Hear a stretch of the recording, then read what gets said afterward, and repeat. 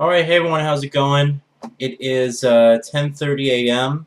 on Wednesday, August 13th, and we talk about the EA press conference, alright? It was held earlier this morning at 1 a.m. So I stayed up and I watched it, went to bed, and here I am to record my thoughts the morning of. So let's go ahead and just get right off the bat. First of all, I just want to say at EA's press conference, I actually enjoyed more than Sony's.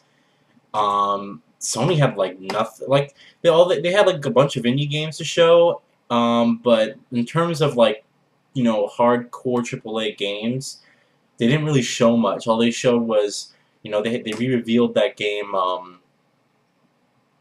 Until Dawn, I think. Yeah, Until Dawn, they re-revealed it. They announced they had that game, that Silent Hill demo, and that was like pretty much it. But they didn't really show much stuff, that really interested me. It was more or less a boring conference. So EA started off, and they immediately had streaming issues, right? It was stuttering back and forth, and I thought it was my internet connection. I tweeted, I said, stream is stuttering. Is anyone else having this issue? EA literally tweeted me like 10 seconds later, and they said, we're looking into this now. Sorry for the inconvenience. And within like 5 minutes, they got to be unstuttery, I guess. And so they had a little bit of issues there, but it was pretty much like only for like 5 minutes. And it didn't really last that long, so it's a good thing that they actually figured it out. And it's also nice that EA actually reads my tweets. So they actually were showing Dragon Age Inquisition. They went into character customization and tactical combat, and showed a little bit of the game as they're roaming through the open world, talking to NPCs and whatnot.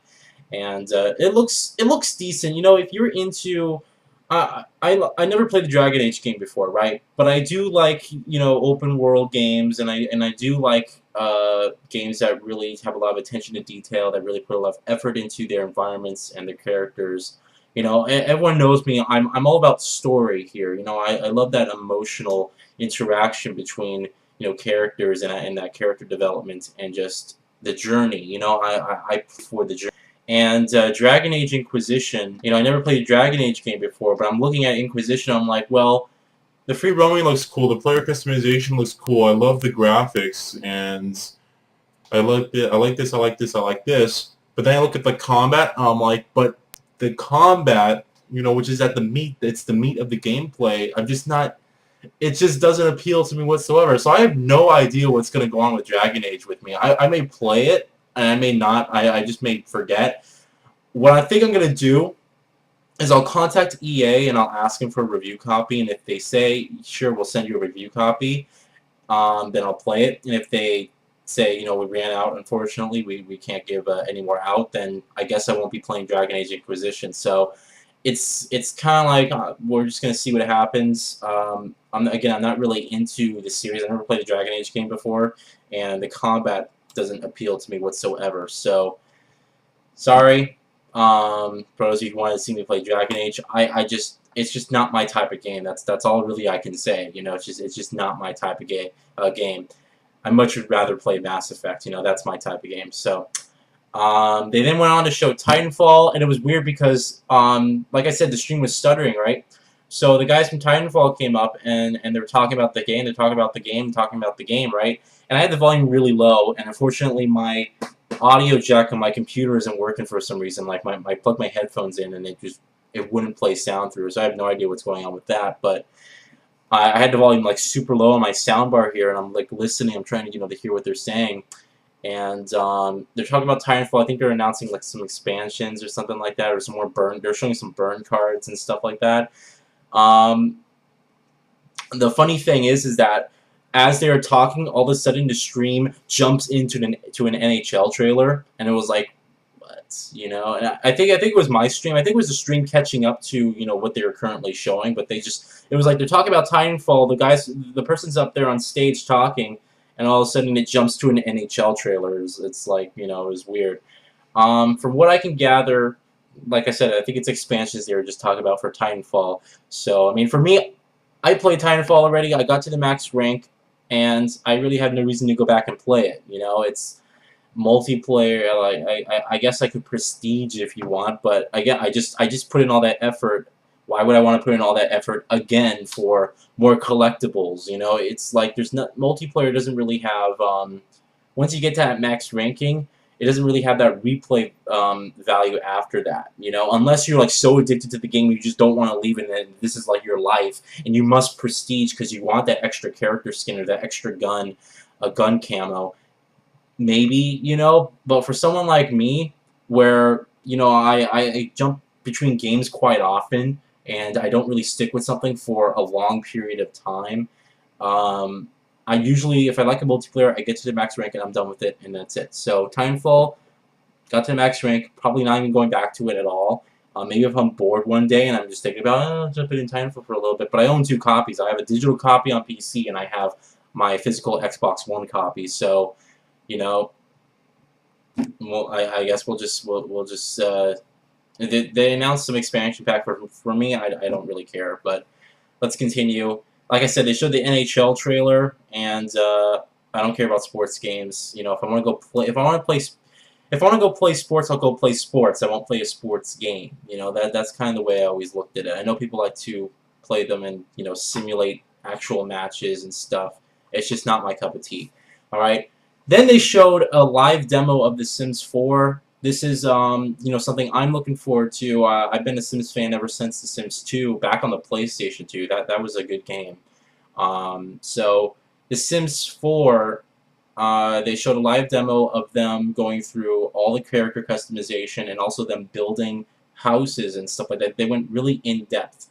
And it was a good demo. It was a pretty good demo. You got to see a lot of the different characteristics of the game, and your mood's going to actually affect what conversations you have and how you can interact with people. There's just going to be, it's basically like a much more customizable sim game, and I think as well as a much more sort of a deep Sims game where you have more maybe emotional interaction between your characters, and it just goes more into how you're feeling that affects based on what you're doing. Because before in previous sim games you play, and you know, if your character was feeling bad, you could kind of just continue and do whatever you wanted, you know.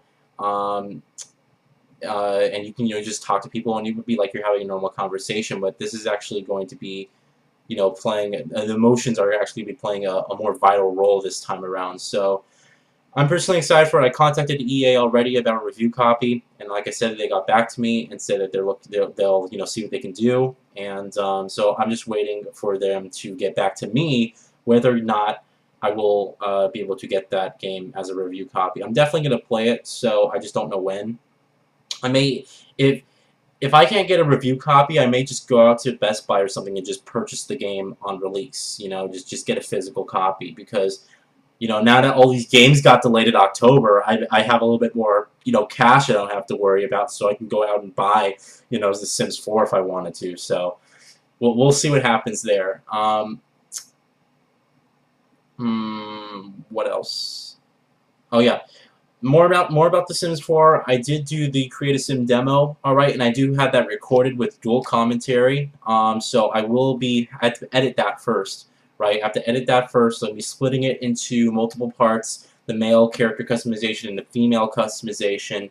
And don't watch the female customization, it's stupid.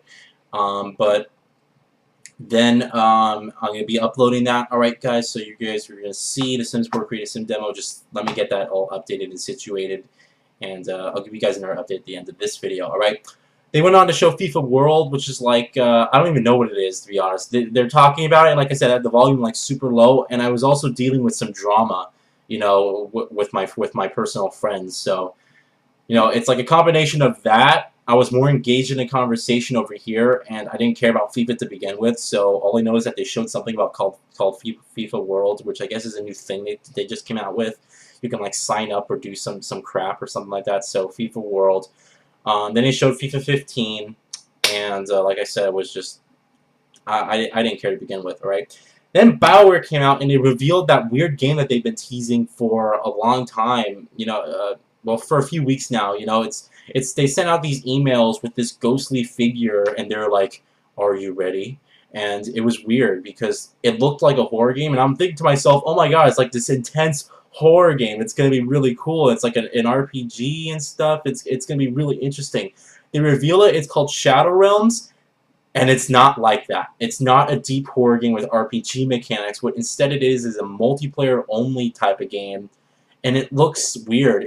It's funny because they set the game up to look like it's some deep horror game, you know, something like The Evil Within or something like the classic Resident Evils or maybe the original Silent Hill, and you know something or maybe Alien Isolation, like something really scary. You know, they set it up for that, and then they came out with it, and it's like, yeah, it's this multiplayer thing, and it's like weird. It's like, really, you know. I was expecting it to be something along those lines, but they came out and they revealed it, and it just wasn't what I was expecting. So Shadow Realms, I don't care. Probably won't be playing. It has a fantasy element to it, so that kind of, it's a bit of a turn off, to be honest. But there you go. You have Battlefield Hardline. They actually showed the single player, you know, for the first time, really. And again, this is how the single player is going to work. It's going to play out like an episodic game. It's not an episodic game, but it's going to be like chapters.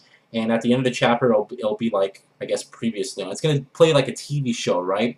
And so they showed the single player campaign. The graphics look really good, right? They're showing it on PC, and the graphics looked really good. You know, basically for the first time ever, you can really use stealth mechanics in a Battlefield game. You could do that, you know, in Battlefield 4 they had those stealth elements, but the game didn't really, it wasn't like integrated sort of into the core gameplay. And with Hardline it is. You can actually, there's this one scene, right, where he walks up to these two people, right, and he has to take them down. He flashes his police badge, they all put their hands up, and he arrests both of them. So it's like elements like those that are really going to, you know, separate this game. I know a lot of people are saying, oh, it shouldn't be called Battlefield, right, because it's not a Battlefield game, because Battlefield must be military.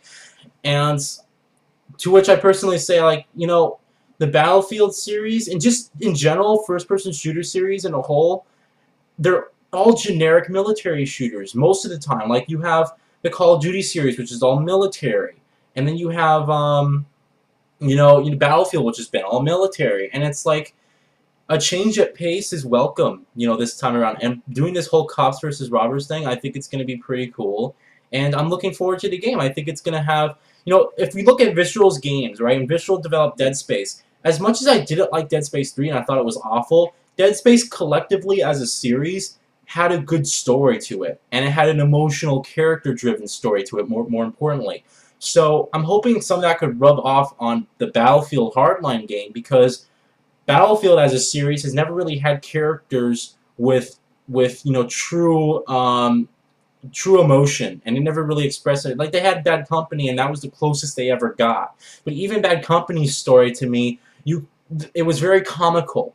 And because of that, the situation was never really taken that seriously, you know? It was always like, these guys will get out of it. You know, it's sort of like Uncharted. Because Uncharted is so comical, the series, you're not really thinking to myself, oh my god, is he even going to make it out of it? Like in The Last of Us, you don't know whether you're going to make it out of that situation because it's so grounded in this emotional state. And then Uncharted is more, again, more comical, more like ha-ha, where, you know, you can do these crazy leaps and stuff, and Drake survives everything, you know? It's like expected that he would survive everything, you know?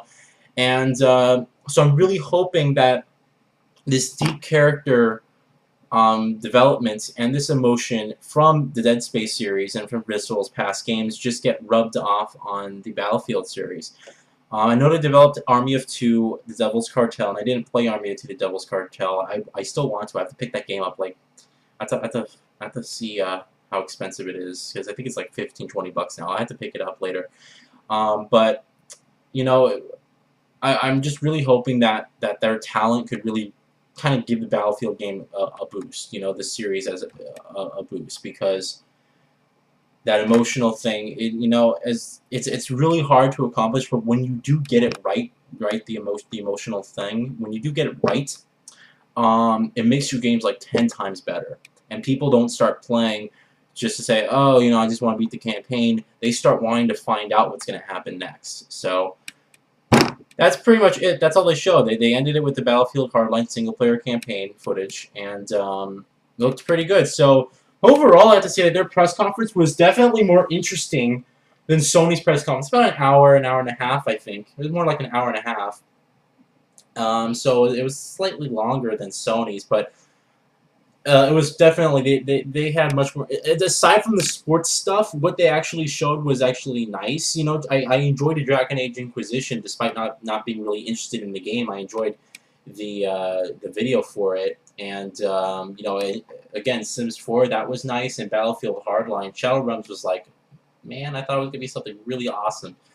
And like I said, they showed like 10-minute demos for all those games. Like Dragon Age, Sims, and Battlefield, they showed like 10-minute demos. So we got to see like a lot of gameplay.